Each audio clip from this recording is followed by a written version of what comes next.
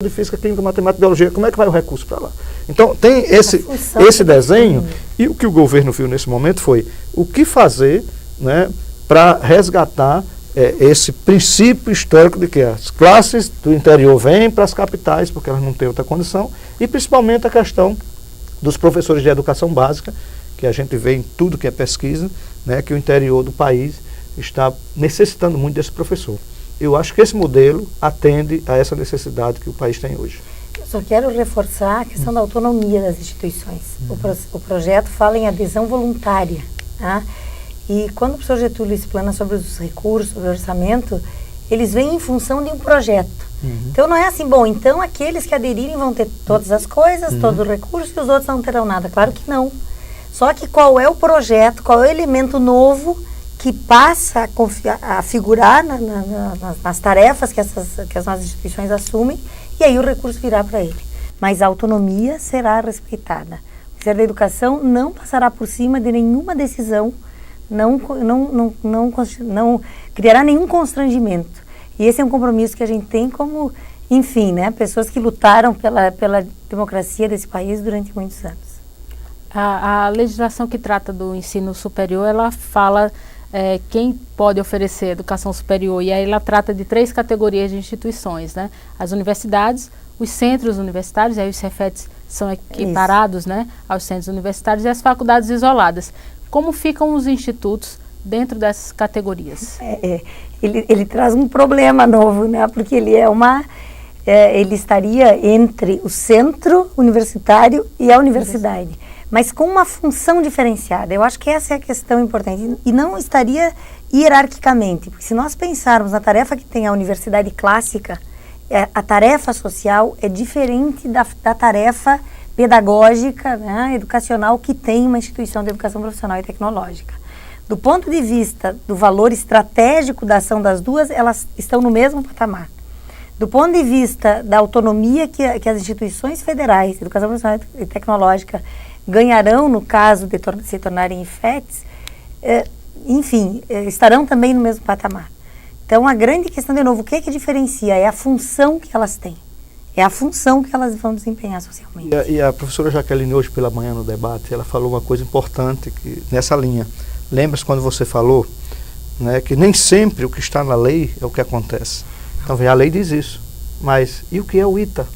Instituto Tecnológico Aeronáutico, reconhecido no Brasil e no mundo todo. Isso. Que é o IME, Instituto Militar de Engenharia. São institutos, formam, né, tem suas pós-graduações, tem tudo isso. Quer dizer, então, é um desenho em que a gente ousa para mudar. Porque a lei diz isso, e eu digo assim, né, pegando um pouco da frase que eu falei muito hoje, que é a frase dos alunos, né, tem que ter coragem também para ousar, para lutar e para aceitar e fazer. Né? A gente fica, às vezes, né, na coragem de reclamar de tudo que acontece, de achar que nada vai acontecer. Ora, a gente tem que fazer alguma coisa. Às vezes a lei diz que não permite, mas a gente começa a fazer. Isso. E aquilo, depois, a lei vai e recupera. Hoje existem os institutos, são instituições superiores que têm acesso à pesquisa. Hoje, inclusive, nós temos uma legislação que já coloca os Cefetes nesse rol, né? Tem esse rol, mas hoje a legislação coloca e os centros federais. Já fizemos essa mudança na lei. Então, a mudança na lei tem universidades, centros, é a 3860, a lei que... E a gente fez a mudança colocando e centros federais. E por isso que agora na reforma universitária a gente está tentando resgatar para dar um desenho mais homogêneo a esse mosaico, tá? Isso. O mosaico vai existir, mas com um desenho um pouquinho mais homogêneo. Eu gosto de fazer um pouco de... Vamos fazer um pouco de filosofia sobre isso. Assim como nenhuma teoria dá conta da complexidade da realidade, tampouco o ordenamento jurídico dá conta disso. Eu acho que os estudiosos aí do direito vão mostrar que se vão criando situações que levam a novos ordenamentos jurídicos, né? Nós temos mudado a realidade do país, e eu penso na minha geração toda, nos movimentos sociais todos, no papel que os sindicatos têm. A gente tem construído aquilo que o Paulo Freire chamava de inéditos viáveis, coisas que não existiam e que passam a existir. Então, a realidade é sempre muito mais densa e complexa que qualquer ordenamento jurídico. E o ordenamento jurídico sempre pode ser melhorado nessa tensão entre forças, enfim, no Congresso Nacional e nos fóruns da sociedade. A senhora estava falando muito a respeito da ação, né, a atuação dos Cefetes, a função, né, dos institutos é que vai definir, né? Então, a gente houve também algumas discussões a respeito de que o decreto ele fala de algumas restrições, né? Talvez ele apresente algumas restrições no que diz respeito à atuação dos institutos. Eu citaria 2 exemplos, né? O primeiro, quando ele trata da oferta de pós-graduação, né? E aí o decreto fala que apenas os IFETs ofertariam pós-graduação de natureza profissional. E no outro ponto também, ele trata a respeito da formação de professores, né?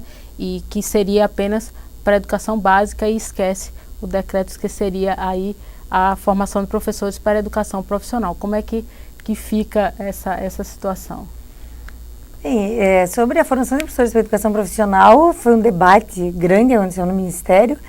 No fim das contas, sai a versão final sem este pedaço tão importante, e nós vamos trabalhar para que se possa incluir nos possíveis projetos de leis que cheguem para criar os institutos, esse elemento importante.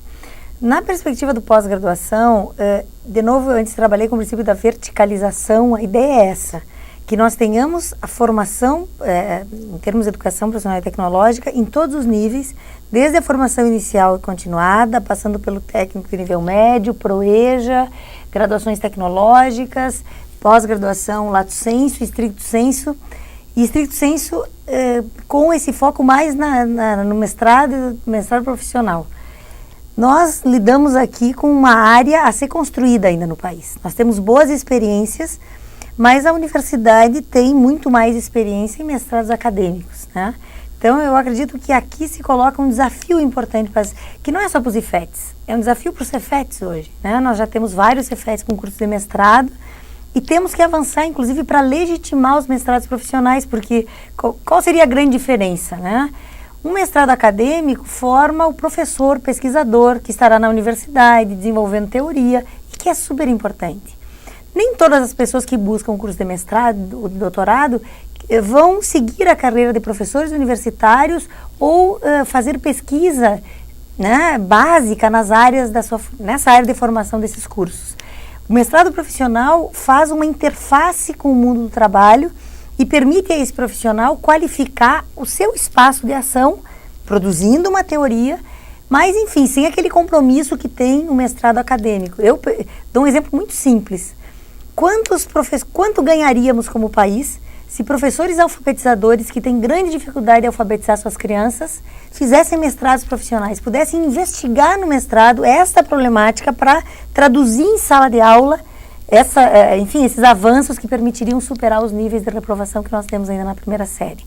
Então, se trata de uma área a ser ainda consolidada no país e que seguramente nos ajudaria na construção da identidade da rede. Não invalida os mestrados acadêmicos, mas se constitui como um desafio novo, que seguramente não será o desafio das universidades, será o desafio da rede federal. Só para complementar também, é que o decreto, ele, até pelo surgimento, sem essa possibilidade do debate, por aquele tempo que eu digo, sim, o tempo que a gente gostaria de ter para discuti-lo, e o tempo que o governo tem para implementar as políticas, porque quando você passa do meio do ano, já começa a complicar tudo. Tudo aquilo que você não faz até o primeiro momento, você tem uma complicação enorme, não é, para quem está lá discutindo com as pessoas, o quanto nós recebemos, Jaqueline, lá, né, de deputados, de senadores, cada um vem em busca de um problema pequeno para resolver uma situação local e joga o peso em cima de uma situação mais nacional. Então a gente tem que aproveitar, às vezes, esse espaço. É difícil de se entender. Às vezes dá aquela impressão que veio de cima, sim, né? E que às vezes assim, tem que ser cumprido, e veja que em nenhum momento há até assim uma imposição, mas eu reconheço que as pessoas digam assim, poxa, mas se a gente não entrar, está fora. Não está fora. Apenas esse recurso dentro desse plano, desse projeto, dessa visão, está assegurado. E o que tiver fora dessa visão, mas que era da nossa tradição histórica, isso se mantém, né, visto que há uma prioridade nova dessa construção para atender a essas necessidades hoje. A necessidade da formação de professores, a necessidade dos mestrados profissionais. O que a gente pode ajudar na hora da lei, essa discussão toda, e um pouco até do que você já vislumbrou, sim, é como não toilher essas outras iniciativas. Até porque tem uma que não é nem só não toilher, ela tem que estar presente, que é da formação de professores da educação profissional. Isso e veja é uma lacuna que nós às vezes quando acontece isso, dá a impressão que aquilo que falta ou que tem a mais é algo premeditado. Não, às vezes é a falha mesmo da redação, da pressa que a gente fez. Nós trabalhamos com 9 instrumentos entre janeiro e fevereiro. Quer dizer, tudo projeto de lei, e nós não sabíamos, isso pode ser lei, não pode, tem que ser decreto, pode ser portaria, e vai para a Casa Civil e volta, e discute com a parte jurídica do MEC. Então, nesse desenho, vai e volta, alguma coisa aí. Eu já olhei também hoje no Dia da Educação à Distância, eu vinha lendo no avião, e no Dia da Educação à Distância também tem algo ali que fala do decreto de Proeja, fala com o número do atual e na outra parte fala do antigo, e veja que são falhas que às vezes lá na base a pessoa imagina, se fosse tudo do antigo, iam dizer, olha, não estão desconsiderando, mas não, é falha processual que a gente vai corrigir.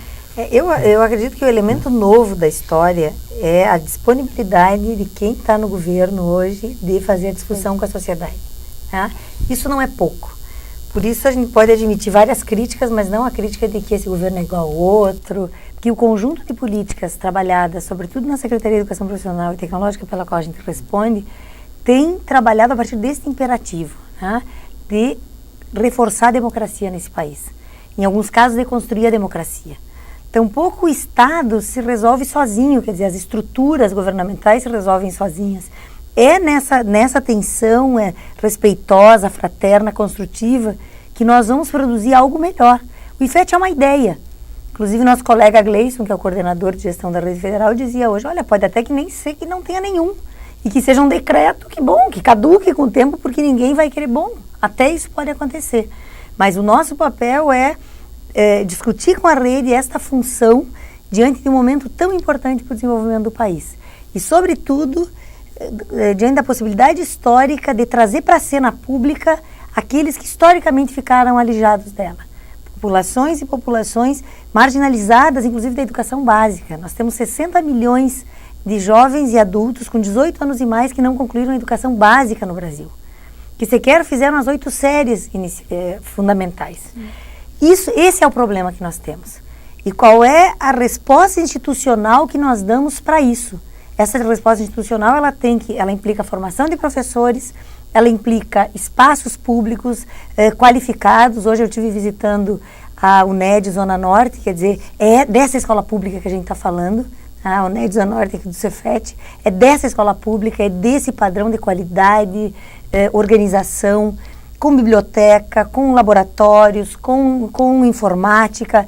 É isso que os jovens e adultos precisam acessar. Então, a discussão de IFET, ela inclusive é acessória dessa discussão central. Hoje eu trago ao debate sempre a ideia de que é preciso melhorar, qualificar a articulação da rede federal com os sistemas estaduais e com os sistemas de redes municipais. Porque nós conseguimos, na rede federal, atingir patamares de qualidade que, por vários fatores, os sistemas estaduais e municipais não conseguiram. Então, nós temos que aprofundar esse diálogo. Porque nós somos diferentes esferas administrativas, mas o problema que nós temos é o mesmo, que é fazer com que esse país caminhe para superar os seus problemas históricos e possa, enfim, estar na modernidade, dando a todos a oportunidade da escolarização básica, de vida digna, de trabalho digno. É para isso que nós estamos trabalhando no Ministério. A criação dos IFETs, ela veio dentro do plano de desenvolvimento, né, da educação e do plano de expansão profissional, né? E aí eu queria só que o senhor reforçasse, quem participou dessa discussão, que parece-me que só a rede federal tem se preocupado, a rede federal de educação tecnológica tem se preocupado com esse debate. Eu não vejo muito as universidades, por exemplo, né, com as suas instituições que podem se agregar aos IFETs, discutindo isso também. Então eu queria saber quem participou da elaboração do decreto, das bases do decreto, né, e como que surgiu nessa questão dentro do plano de expansão da educação profissional. O primeiro desafio, acho que foi por volta de novembro, né?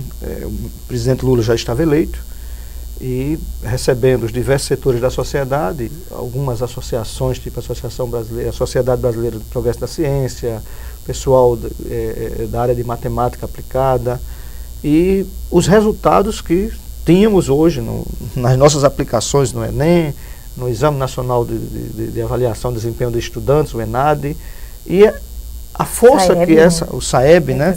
Eu digo, e a força que essa rede demonstrava em todas as avaliações, como essa rede é bem avaliada. Ao mesmo tempo, uma aproximação com a CAPES, né? E depois que a professora Jaqueline chegou também à nossa equipe, essa aproximação se aprofundou, a professora já tinha uma visão interessante da pesquisa, né? E da questão da qualificação de professores, dos programas que estão sendo feitos hoje com a CAPES. Todos esses outros entes que têm uma força dentro do poder público no governo federal, começam a reconhecer a possibilidade dessa rede dar essa resposta. E que resposta seria?